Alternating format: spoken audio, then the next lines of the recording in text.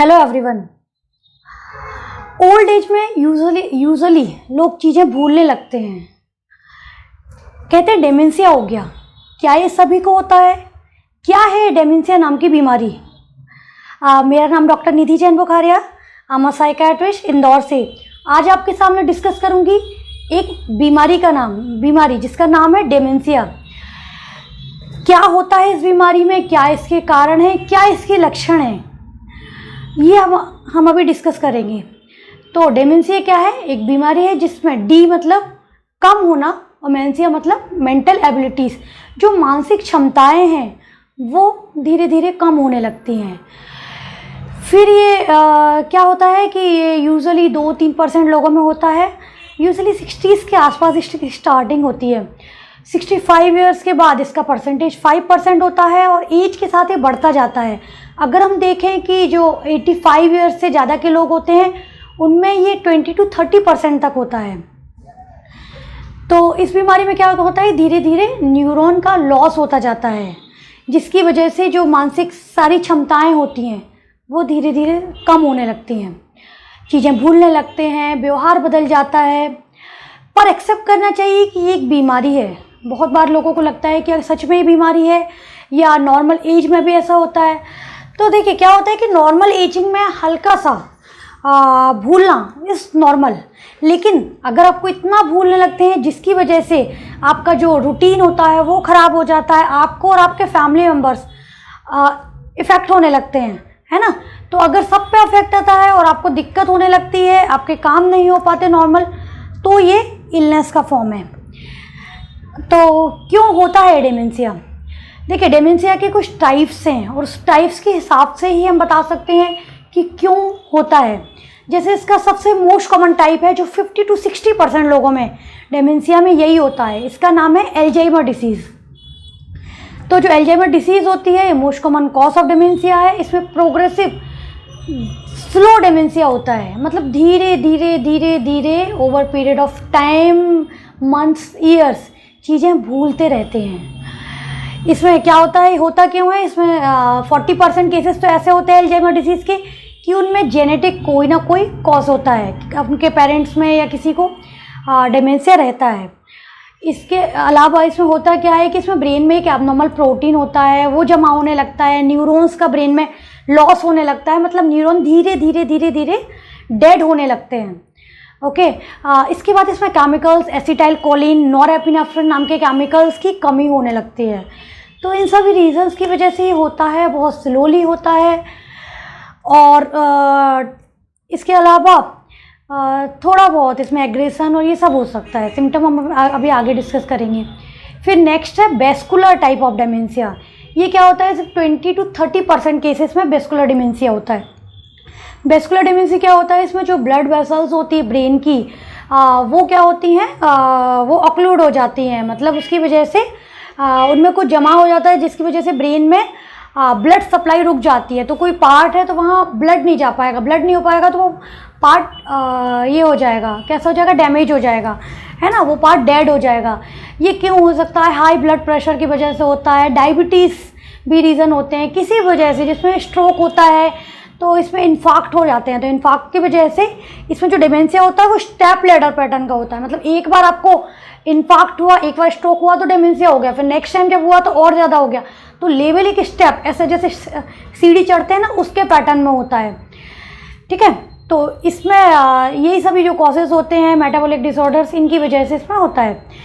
फिर इसके अलावा कुछ ऐसे डिसऑर्डर्स होते हैं जिनमें डेमेंशिया होता है, इनके सिर्फ नाम ही हम सुन लें, लाइक फ्रंटोटेम्पोरल डेमेंशिया हो गया, पिक डिसीज़ हो गई। इसके अलावा हंटिंगटन कोरिया में भी डेमेंशिया होता है, पार्किंसन में डेमेंशिया होता है। ओके।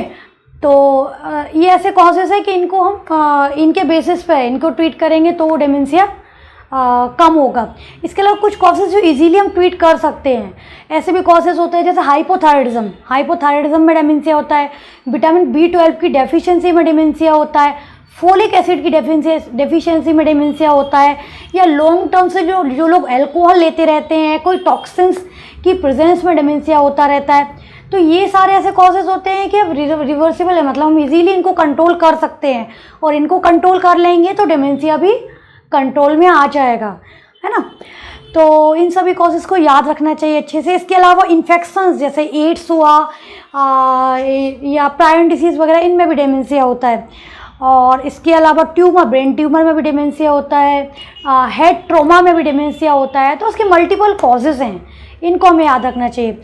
अब इसके बाद इम्पॉर्टेंट है कि इसके सिम्टम्स क्या होते हैं, क्या इसके लक्षण होते हैं। तो क्या होता है कि जब इनिशियल फेज़ होता है डेमेंशिया का पेशेंट, तो वो सिर्फ थोड़ी छोटी मोटी चीज़ें भूलता है। कैसे कि मैंने कोई सामान कहाँ रखा है, मैंने अपनी की कहाँ रख दी है, या फिर कोई दूर के रिलेटिव्स का नाम भूल गए, या किसी चीज़ को जिसको हम कम यूज़ करते हैं उसका नाम भूल गए। तो हम सिर्फ छोटी छोटी चीज़ें भूलते हैं, लेकिन धीरे धीरे क्या होता है कि जब बढ़ता है तो फिर हम और चीज़ों के नाम भूलने लगते हैं, है ना। काम भूलने लगते हैं, लोग अपने घर का एड्रेस भूल जाते हैं, अगर घर के बाहर चले गए तो वो लौट भी नहीं पाते, है ना। फिर इसके बाद दूर जो अपने रिलेटिव्स हैं उनके नाम भूलने लगना, या फिर जो अपने घर के लोग ही हैं, मान लो अपना सिस्टर है, मैरिज हो गई और घर नहीं आती है, तो वो जब कभी आएगी तो वो नाम भूल जाएंगे, या फिर कभी कभी पहचान भी भूल सकते हैं कौन है, नहीं पहचान पाते। ओके, तो ये सारी चीज़ें भी भूलने लगते हैं। फिर ये जब प्रोग्रेस होती जाती है तो फिर अपने घर में ही बाथरूम कहाँ है, किचन कहाँ है, ये सब भी भूलने लगते हैं। और ज़्यादा हो जाता है तो लोग अपने घर वालों का, इवन अपने हस्बैंड या वाइफ तक का नाम भूल सकते हैं। तो इस टाइप से फिर फॉरगेटफुलनेस होती आती है। स्टार्टिंग फेज़ में क्या होता है कि रिसेंट मेमोरी जाती है, मतलब उनको पुरानी चीज़ें याद रहेंगी कि उनकी मैरिज कब हुई, उन्होंने पढ़ाई कब की, क्या हुआ। लेकिन स्टार्टिंग जो अभी रिसेंट मेमोरी है कि आज उन्होंने सुबह से क्या ब्रेकफास्ट में लिया, कल क्या खाया था, या कभी कभी ये कि अभी मैंने खाना खा भी लिया है कि नहीं खा लिया है, ये सब चीज़ें भूलने लगते हैं। फिर इसके बाद इन लोगों की थोड़ी थोड़ी पर्सनालिटी चेंज होने लगती है, थोड़े से चिड़चिड़े हो जाते हैं, सोशल विड्रॉल होता है, अकेले अकेले रहने लगते हैं, ओके, गुस्सा करने लगते हैं। फिर इसके बाद आगे जब होता जाता है ना, तो ये लोग फिर अपना सारी चीज़ें जैसे मेल है तो उसको ड्राइव करना भी भूल जाएगा, है ना। उसके हाथों में पावर है बट वो ड्राइव नहीं कर पाएगा। या फिर फीमेल से घर का अगर उनको चाय भी बनानी है तो चाय भी नहीं बना पाएंगी, खाना कैसे कुक करना है वो नहीं कर पाएंगे। धीरे धीरे क्या होता है, एग्जीक्यूटिव फंक्शंस लॉस होने लगते हैं। क्या प्लानिंग है, हमें कल जाना है, तो अगर कहीं जाने के लिए होता है ना कि हमने टिकट बुक करना है, गाड़ी बुलानी है, बैग तैयार करना है, तो वो एक प्लानिंग भी नहीं कर पाते, सिक्वेंसिंग नहीं होती, किस सिक्वेंस में क्या चीज़ करनी है वो उनको नहीं पता रहता। धीरे धीरे सारे फंक्शंस लॉस होने लगते हैं, लैंग्वेज तक लॉस हो जाती है। और एक टाइम के बाद वो लोग मतलब अपने खुद के कपड़े पहनना, खुद के हाथ से खाना खाना, या फिर बेड पे ही यूरिन और स्टूल पास कर देना, इतना तक हो जाता है। तो ये बीमारी धीरे धीरे बढ़ती रहती है। इसमें क्या होता है कि 15% के आसपास केसेस में सीजर या फिट्स आने लगते हैं। फिट्स मतलब जो मिर्गी जैसे झटके होते हैं वो। और अप्रॉक्स 25% केसेस में क्या हेलुसिनेशंस होते हैं, मतलब आप क्या हो गया, आपको कानों में आवाज़ें आने लगेंगी, कोई भी कानों में आवाज़ें आने लगेंगी, या कुछ भी चीज़ दिखने लगेगी आपको, है ना, विजुअल हेलुसिनेशंस होना। और अराउंड 35% केसेस में इसमें डिल्यूजन्स, मतलब फॉल्स बिलीफ। एक 70 ईयर्स का मेल अचानक से बोलेगा कि मेरी वाइफ मुझे चीट कर रही है ना। या फिर घर में लोग मेरी प्रॉपर्टी के पीछे पड़े हैं, मेरे खाने में पॉइजन मिक्स कर रहे हैं। तो ऐसे कुछ भी डिल्यूजन्स होने लगते हैं। फिर 45% केसेस में अराउंड डिप्रेशन और एंग्जाइटी होती है, मतलब लो मूड हो जाना, काम में मन नहीं लगना, ज़िंदगी बेकार लगना, घबराहट होने लगना, हार्ट बीट बढ़ जाना, इस टाइप की शिवरिंग होने लगना, ये सब सिम्टम्स आने लगते हैं। तो धीरे धीरे इसमें लाइफ बहुत इफेक्ट हो जाती है। और स्टार्टिंग जो 50-60s में होती है, बुक्स में कहते हैं 2 to 20 ईयर्स इनकी एवरेज लाइफ होती है, एवरेज 8 ईयर्स इनकी लाइफ होती है, ओके। तो इसमें ज़रूरी है कि हम इनका टाइम पर ट्रीटमेंट कराएं, क्योंकि 15% ऐसे केसेस होते हैं जिनमें रिवर्सिबल कॉज ऑफ डेमेंशिया है। अगर हम उनको टाइम पर ट्रीट कर दें तो वो पूरा वापस आ जाएंगे। और या फिर जो अदर केसेस में भी है जिनमें प्रोग्रेसिव डिसीज़ है, उनमें भी प्रोग्रेशन स्लो हो जाएगा, या फिर अदर कॉजेज़ के लिए मैनेजमेंट ले सकते हैं। तो इसलिए ज़रूरी है कि टाइम पर उनको विजिट करें। बाकी इनका डिटेल ट्रीटमेंट क्या होता है, इनके लिए हम क्या कर सकते हैं, इनके केयर गिवर इनकी कैसे केयर कर सकते हैं, ये सब हम एक नेक्स्ट वीडियो में डिस्कस करेंगे। ओके, थैंक यू, नमस्ते।